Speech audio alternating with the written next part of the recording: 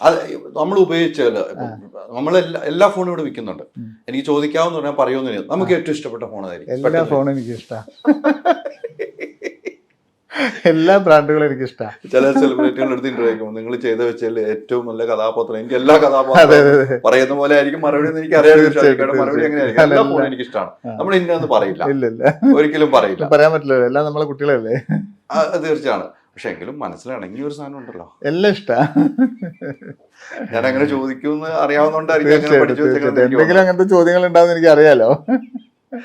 ഈ ഫോണില് നമുക്കൊരു ഫോൺ ബിസിനസ് തന്നെയാണ് നമ്മൾ ചെയ്യുന്നത്. ശരിക്കും ഒരു ഫോണില് രഹസ്യമായിരിക്കാം പരസ്യമാക്കാൻ പറ്റുന്ന ഒരു ഫോൺ വിറ്റാൽ എന്ത് ലാഭം കിട്ടും?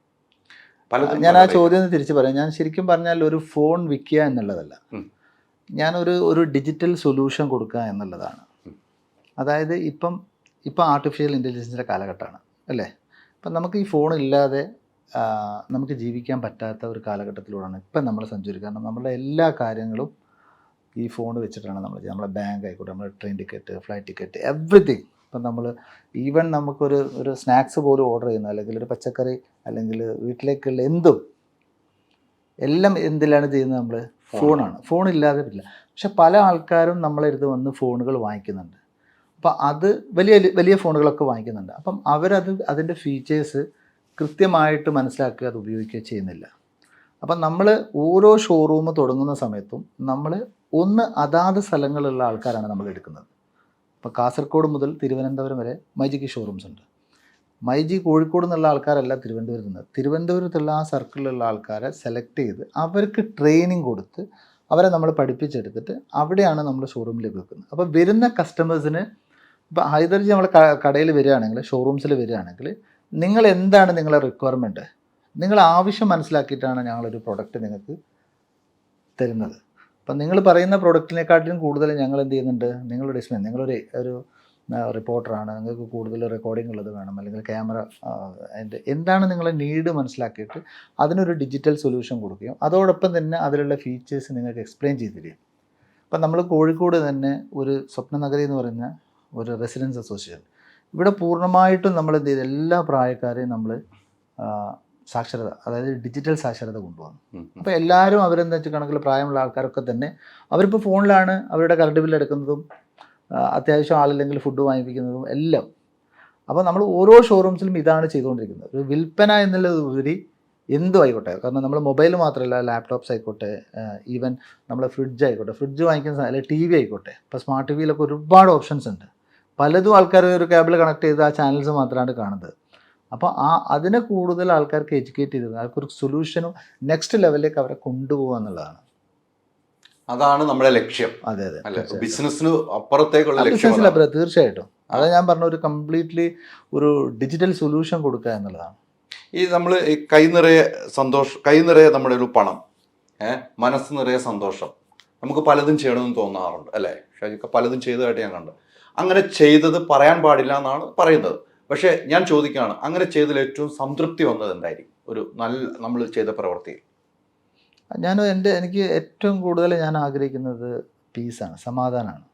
അപ്പം നമുക്ക് ഒരുപാട് പണമുണ്ടെന്ന് വിചാരിച്ചാൽ നമുക്കത് എടുത്ത് കഴിക്കാനോ വക്കിലൊന്നും പറ്റില്ല. നമ്മൾ ആഗ്രഹിക്കുന്ന എല്ലാം ഇന്ന് നമ്മളെ മുന്നിലെത്താനുള്ള സാധ്യതകളുണ്ട്. പക്ഷെ അതിലൊക്കെ ഉപരി നമുക്ക് സമാധാനം കിട്ടുന്ന ഒരുപാട് കാര്യങ്ങൾ നമ്മളിലുണ്ടാവും. അതിൽ ഏറ്റവും കൂടുതൽ ഞാൻ ആഗ്രഹിക്കുന്നത്,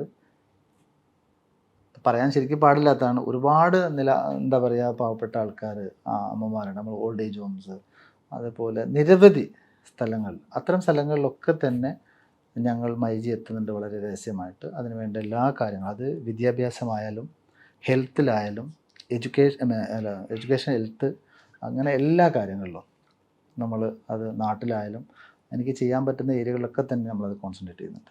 എപ്പോഴെങ്കിലും ഒരു വീഴ്ച സംഭവിച്ചിട്ടുണ്ടോ? തീർച്ചയായിട്ടും വീഴ്ചകളൊക്കെ ഒരുപാട് ക്രൈസിസുകൾ ഉണ്ടായിട്ടുണ്ട് യാത്രയിൽ.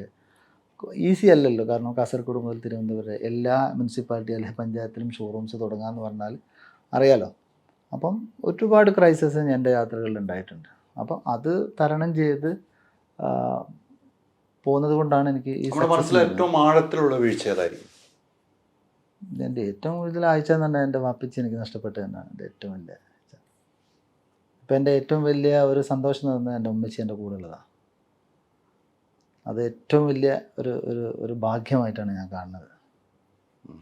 എനിക്ക് ഏറ്റവും കൂടുതൽ എനർജി, എനിക്ക് ഏറ്റവും കൂടുതൽ പോസിറ്റീവ് കിട്ടുന്നതൊക്കെ തന്നെ ഉമ്മച്ചിയുടെ. എൻ്റെ എല്ലാ ഷോറൂംസുകളും ആദ്യം ഇനോഗ്രേറ്റ് ചെയ്യുന്ന ഉമ്മച്ചിയുണ്ട്. ഞാൻ ചോദിക്കാം, ഉമ്മച്ചി ഉണ്ടാവും? ഉമ്മച്ചിയുടെ ഒരു പ്രാർത്ഥന എന്ന് പറയുന്നത് നമുക്ക് വേറെ തന്നെയാണല്ലോ, മറ്റെന്തിനേക്കാട്ടിലും വലുതല്ലേ.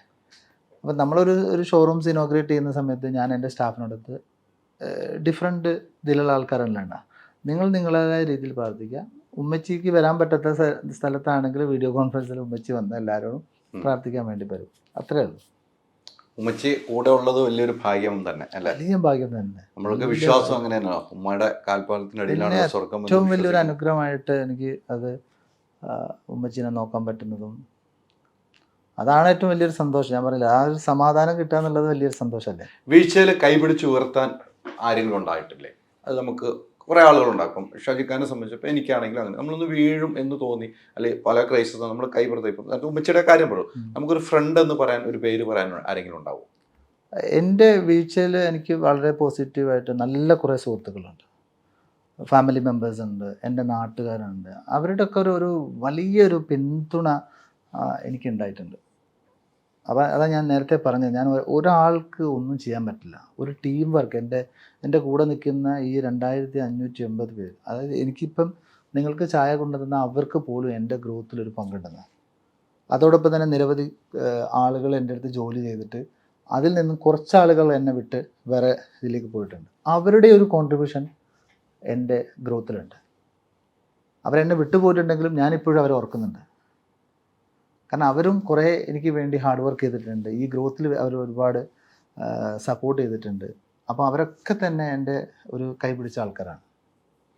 അത്തരം നമ്മുടെ ഇവിടെ നിന്ന് എല്ലാം പഠിച്ച് പിന്നീട് അവരുടെ ഒരു ഇൻഡിപെൻഡൻ്റ് ആയിട്ട് ഷോറൂം. തീർച്ചയായിട്ടും അവർക്ക് വലിയ രീതിയിലല്ലേ ഡിഫറെൻറ്റ് കൺട്രിയിൽ പോയ ആൾക്കാരുണ്ട്, ഡിഫറെൻറ്റ് കമ്പനിയിലേക്ക് പോയ ആൾക്കാരുണ്ട്. ഞാനതിനൊക്കെ പോസിറ്റീവായിട്ടാണ് കാണുന്നത്. എൻ്റെ കൂടെ ഏറ്റവും അടുത്ത എൻ്റെ അനീഷ് ഏകദേശം എനിക്ക് 23 വർഷമായി എൻ്റെ കൂടെ ജോലി ചെയ്യല്ല, എൻ്റെ ഒരു അനിയനെ പോലെ ഞാൻ കൊണ്ടുനടക്കുന്നത്. ഒരുപാട് ആൾക്കാർക്ക് 10, 15, 20 വർഷമായിട്ട് എൻ്റെ കൂടെയുണ്ട്, തുടർച്ചയായിട്ടുണ്ട്. തീർച്ചയായിട്ടും. അപ്പം നിങ്ങളുടെ ഒരു കൂട്ടുകെട്ടുണ്ടല്ലോ. ഞാൻ ഇടയ്ക്ക് ദുബായ് പോകുമ്പോൾ ഷംസുക്കാളൊക്കെ ഉണ്ട്. നിങ്ങളൊരു 5 പേര് ഒരു വില്ലന്മാർ പോലെയാണ്.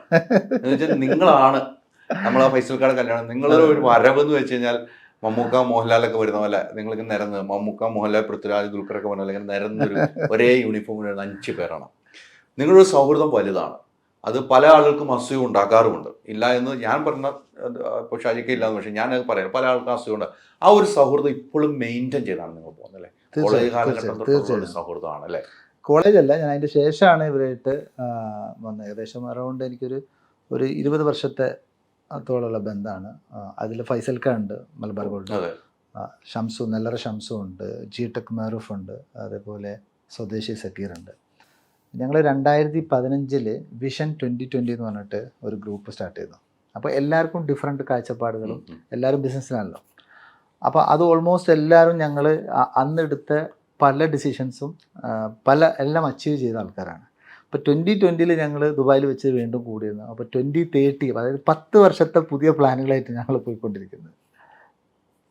അപ്പോൾ അങ്ങനെയാണ്. അപ്പം നമുക്ക് എന്ത് പ്രശ്നങ്ങളുണ്ടായാലും ഇവന്മാരെ വിളിച്ചിട്ട് ഒരു 5 മിനിറ്റ് കൊണ്ട് സോൾവ് ആവും. ഇപ്പോൾ ഫൈസൽക്കൊക്കെ എന്ന് പറഞ്ഞാൽ നമുക്ക് കണക്റ്റിംഗ് പീപ്പിൾ, നമ്മൾ നോക്കിയുടെ ക്യാപ്ഷൻ പോലെ നമ്മൾ അങ്ങനെ പറയുന്നത് കണക്റ്റിംഗ് പീപ്പിൾ എന്നാണ് പറയുന്നത്.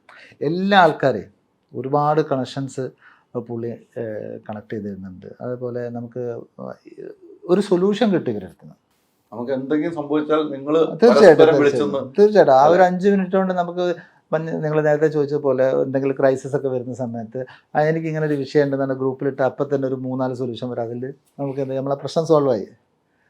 അപ്പോൾ അത് വലിയൊരു പോസിറ്റീവാണത്.